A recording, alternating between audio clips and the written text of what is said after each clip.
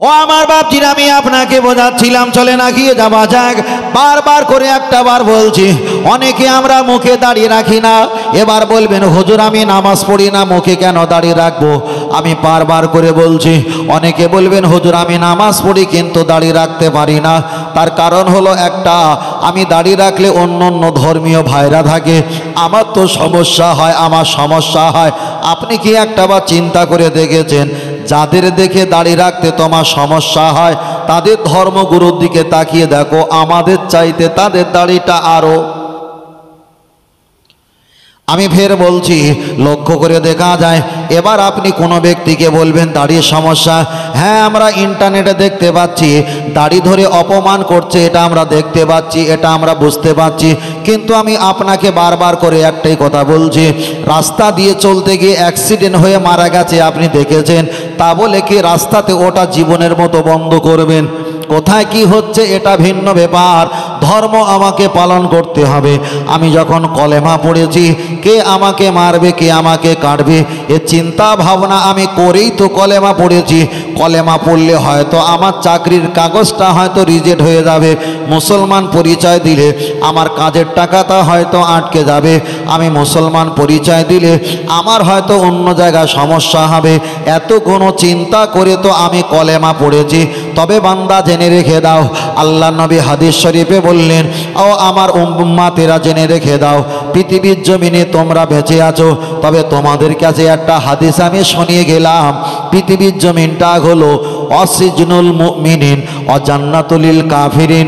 ইমানদারদের জন্য পৃথিবীটা হলো জেলখানা, আর কাফেরদের জন্য জান্নাত। জান্নাত যার ব্যাখ্যা হলো, আপনি যদি একটা বার দেখা যায় কোনো জায়গায় আপনি পুলিশ ফাঁড়ি কিংবা কোনো জায়গায় জেলবন্দি হয়ে যাও, আপনি কয়েদিখানা চলে যাও।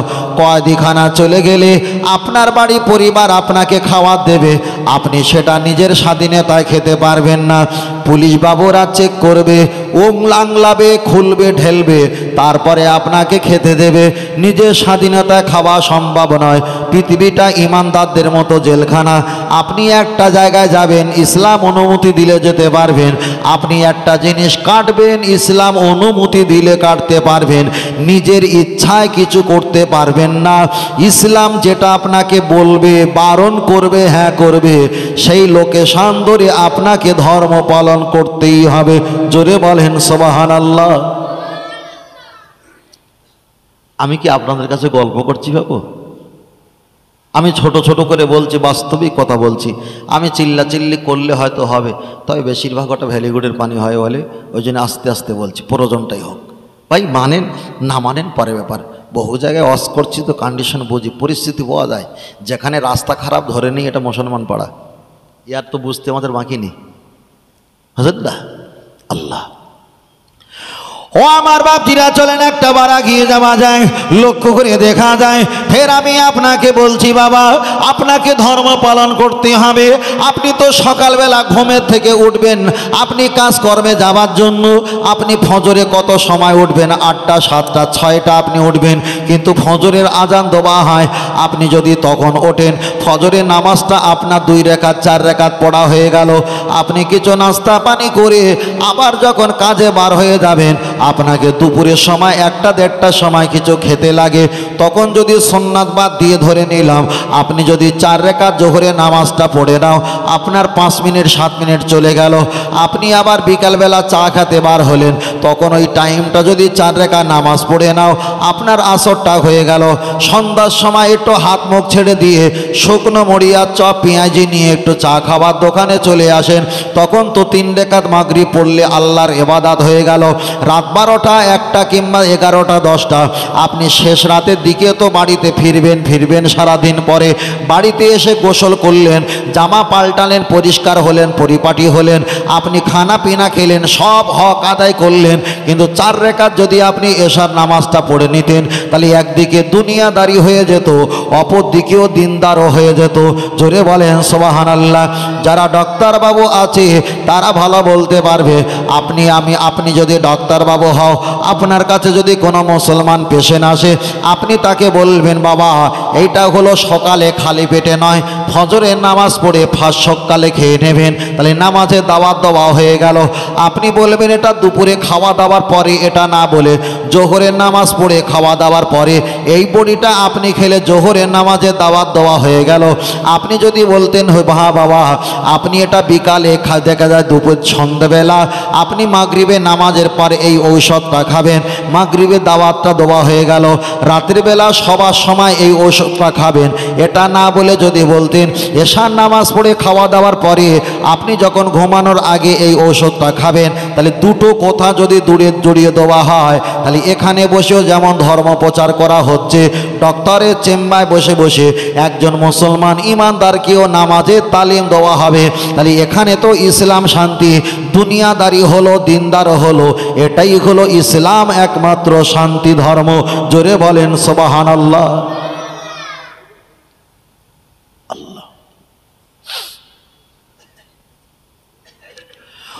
ও আমার বাপজির, আমি আপনাকে বোঝাতে চাই, নামাজের কথা বলছিলাম, চলেন একটাবার আগিয়ে যাওয়া যাক। তাহলে এখানে ডাক্তারবাবু বসে থাকলে ওখানে অবশ্যই আমাদের একটা উপকার হয়। তবে আমি আপনাকে বলছি সকলের জন্য দোয়া করবে, তবে ডাক্তারবাবুর জন্য বেশি দোয়া করবে না, কপালে খবর থাকবে। হয়তো আমার কথাটা আপনার রসিকতা করবেন না, আমি হাসির পাত্র হতে পারি না, আমি আপনার কাছে একটাই কথা বলছি, আপনি যদি ডাক্তারবাবুর জন্য দোয়া করেন, ডাক্তারবাবু তোমার দোকানে বরকত হোক, তোমার আয়ে বরকত হোক, কামাইতে বরকত হোক, আপনি যদি এমন করে দোয়া করেন, তাহলে দোকানে আয়ে অর্থে টাকা পয়সা যদি বরকত হয়, তাহলে আপনার ছেলে বাইক নিয়ে যাবে, মাথা ফাটবে, তার ঝাঁপের তোলা যাবে, দুটো পয়সা হবে, এ দোয়া কি ভালো?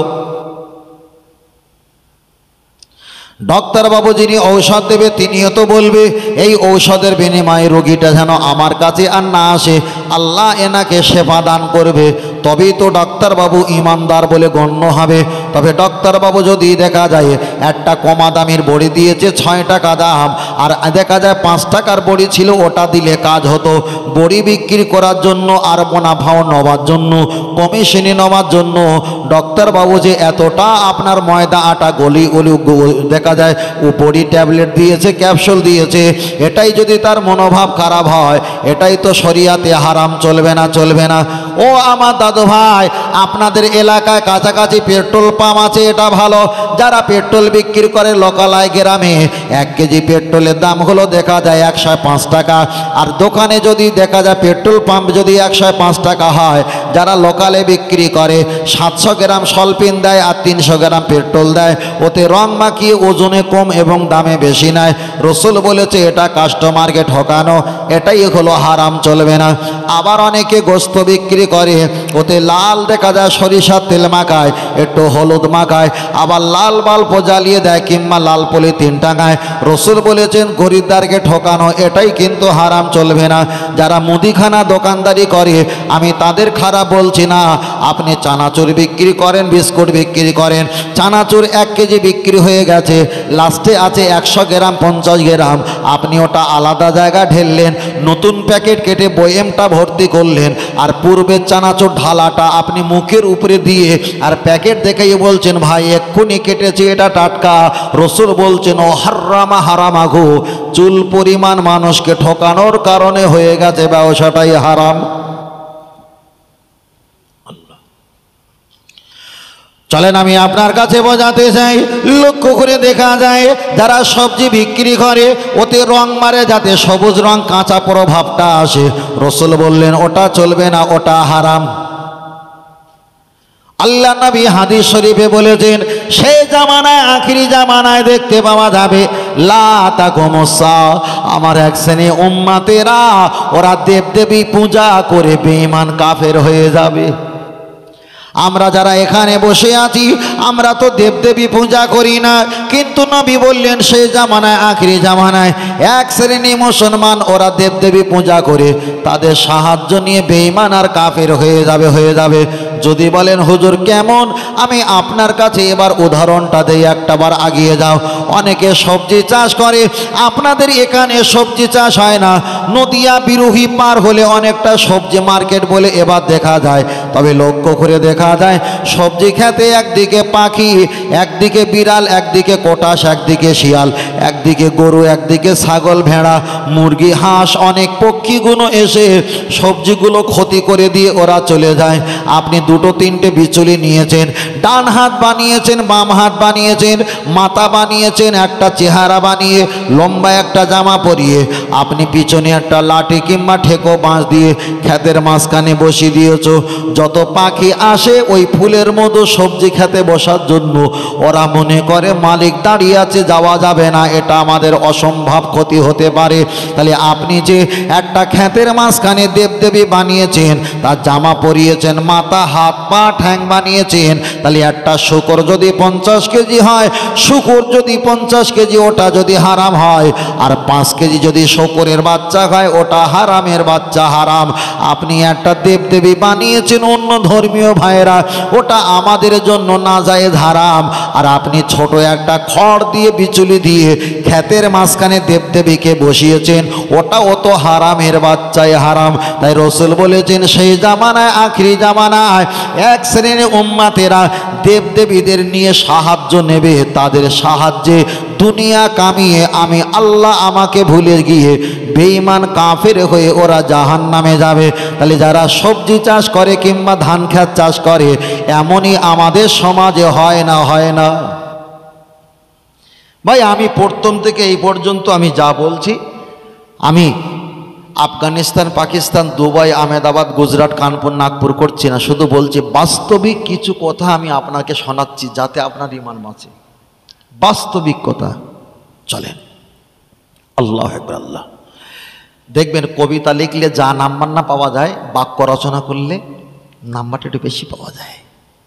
বাক্য রচনা অনেক নাম্বার দেয়, অনেক নাম্বার।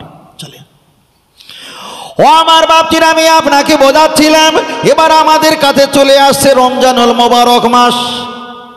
আমি বেশি বলবো বলে আপনাদের কাছে খুতবা পড়িনি, পড়েছিলাম? পড়িনি। দরুদ শরীফ 1-2 বার পড়িয়েছি, তারপরে ডাইরেক্ট শুরু করি যাতে করে দুটো কথা বেশি বলতে পারি। আর না তো এ গজল ও গজল ও গজল দিয়ে আমি তো সময় কাটাতে পারতাম, আধা ঘন্টা করে নেওয়া হয়, আমি নেইনি। তাতে করে দুটো মশলা, দুটো ফতোয়া, দুটো নিয়ম যদি বেশি বলতে পারি, আমার ভাইরা বুঝতে পারলে এটাই আমার সার্থকতা।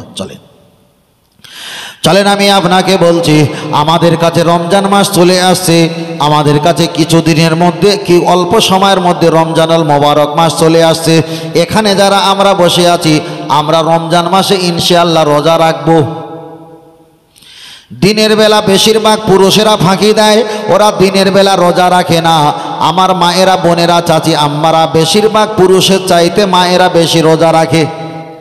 পুরুষেরা সারাদিন কাজকর্ম করে বাড়িতে এসে ঘুমায়, সারা রাত চলে যাবে, যদি আমাদের বাড়ি পরিবার না ডাকে আমাদের সেহরি খাওয়া হবে না। এটা মায়েদেরকে আল্লাহ বিরাট নিয়ামত দান করেছে। চলেন আমি আপনাকে বলছি, আপনি রোজা রাখবেন, আলহামদুলিল্লাহ ভালো। তবে অনেক জায়গা দেখতে পাওয়া যায় আমার ভাবিরা তারা রোজা রাখে, মায়েরা, চাচি, আম্মারা রোজা রাখে, কিন্তু ছেলেগুনো, চাচাগুনো, দাদাগুনো, ভাইগুনো, বোনাইগুনো, জামাইবাবুগুনো, এমনকি চাচা, দাদা, নানা যারা আছে, তারা বলে আমার প্রচণ্ড গ্যাস, আমার আলসার, আমি রোজা রাখতে পারি না। এ এক রকমের ধোঁকাবাজ। 99.5 বছর চা খেয়েছে, দুধ ছাড়া চা খায় না, আর রোজার সময় বলছে আমার গ্যাস। মানে আল্লাহ যদি চায় কোনো বান্দারে জাহান্নামে নিয়ে যাব, ঠিক এইভাবে নিয়ে যাবে। আর আল্লাহ যদি চায় কোনো বান্দাকে ইবাদত করাবো, আল্লাহ করাবে। বুঝলেন না? চলে, তবে আমি আপনাকে বলছি, আপনি রোজা রাখবেন, অবশ্যই রোজা রাখবেন। শরীরটা যদি খুবই অসুস্থ হয়, এটা পরের স্টপেজ, এটা পরের ভিন্ন ব্যাপার। তবে আপনাকে রোজা রাখতে হবে। রোজা রাখার ভিতরে একদিকে আল্লাহর সন্তুষ্টি, অপর দিকে হলো বাস্তবিক কিছু জ্ঞান পাওয়া যায়। আপনি ভোরের বেলা খেয়েছেন 2টা-2:30টার দিকে, আর সন্ধ্যা 6টা-5টার দিকে ইফতার করবেন। এই যে এত ঘন্টা আপনি কিছুই খেলেন না, কষ্ট তো হয়। এবার আপনি দেখেন রাস্তায় যত ভিক্ষা করে, ভিক মাঙ্গে, যারা গরিব অসহায়, 3জন 4জন 5জন 6জন ফ্যামিলি, একবেলা খেতে পায় আর একবেলা খেতে পায় না, তুমি রোজা রেখে যতটা কষ্ট অনুভব করেছো, রসুল বলছেন তাদের কষ্টটা তোমার কষ্টের সঙ্গে এবার হিসাব করো, তাহলে বুঝতে পারবে রোজা রেখেছে আল্লাহ সন্তুষ্টর জন্য। আর নিজে না খেয়ে যেমন খাওয়ার প্রতি লোভ লালসা, পানির প্রতি, খাদ্যের প্রতি বাড়ে, তোমার পাশে যারা এক মুঠা খায় দু মুঠা খেতে পায় না, এক বেলা খায় তিন বেলা খেতে পায় না, তোমরা যখন খাদ্যর মিষ্টি খেয়ে প্যাকেটটা যখন ফেলে দাও, ওদের প্যাকেটের প্রতি লোভ লালসা একটা নজর চলে যায়। তাই নবী বললেন রমজান মাসে রোজা তোমরা রাখবে, আর না খেয়ে নিজে যেমন কষ্ট পাও, যারা এক বেলা খেয়ে দু বেলা পায় না, তারা ওই কষ্টটা সহজে তোমরা বুঝতে পেরে তাদের প্রতি ইনসাফ যাতে হয়, এই জন্য আল্লাহ পূর্বপুরুষদের দিয়েছিল, তোমাদেরকেও আল্লাহ রোজা দান করেছে। ও আমার বাপজিরা, আমি আপনাকে বলছি আপনি রোজা রাখবেন। এবার বলবেন হুজুর আমি তো সেহরি খেলাম না। অনেক কিছু, অনেক মানুষ আছে কলকারখানায় কাজ করে, দর্জি কাজ করে, অনেকে ব্যাটারি কাজ করে, তারা বাড়িতে হাতের কুটির শিল্প কাজ করে, রাত জেগে কাজ করে, একেবারে রাত 12টা, 12:30, 1টার সময় খেয়ে ওরা ঘুমিয়ে পড়ে, ফজরে আবার ওঠে।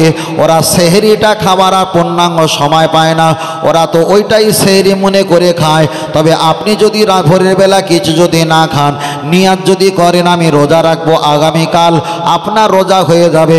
তবে রোজার ভিতরে 60 ফরজ, 60 ফরজ, রমজান মাসে রোজা রাখা ফরজ আর নিয়াত করাটা ফরজ। তুমি নফল না সুন্নাত না কোন মানতের রোজা রাখছো, তোমাকে সেই নিয়াতটা করতে হবে। আপনি যে ফরজের নিয়ত করছেন আর রোজা রেখেছেন, মাসে 60টা ফরজ হয়ে গেছে। তবে আপনি যদি সেহরি না করেন আপনার রোজা হয়ে যাবে। তবে রসুল বলেছেন তোমরা অন্তত এক লোকমা কোনো খাদ্য কিংবা একটা শশা কিংবা তরমুজ কিংবা খরমা খেজুর তোমরা খেয়ে পানি খেয়ে নাও। কেন? সেহরি খাওয়া হলো সুন্নাত। তাহলে কিছু খাওয়া যখন সুন্নাত, নিশ্চয়ই খালি পেটে থাকলে যতটা না উপকার, কিছু খেলে সুন্নাত যখন পালন হবে, তাহলে কিছু খাওয়ার বিনিময়ে নিশ্চয়ই উপকার আছে। ওই জন্য নবী খাওয়াটার প্রতি জোর দিয়ে সুন্নাত বলেছেন। জোরে বলেন সুবহানাল্লাহ। তাহলে এখানে প্রমাণ হলো যে আপনাকে কিছু খেতে হবে। যদি আপনি কিছু খেতে পারলেন না, ভোর হয়ে গেল, সকাল হয়ে গেল, চলে গেল, এটা পরে ব্যাপার, রোজা হবে। আর আপনি জেগেও আছেন, না খেলেও রোজা হবে।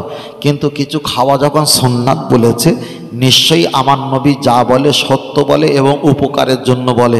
নিশ্চয়ই কিছু খেলে 1 লোকমা 2 লোকমা শরীরের জন্য উপকার আছে। আপনি যদি না খান এটা পরের ব্যাপার, কিন্তু খাওয়ার উপকার আছে।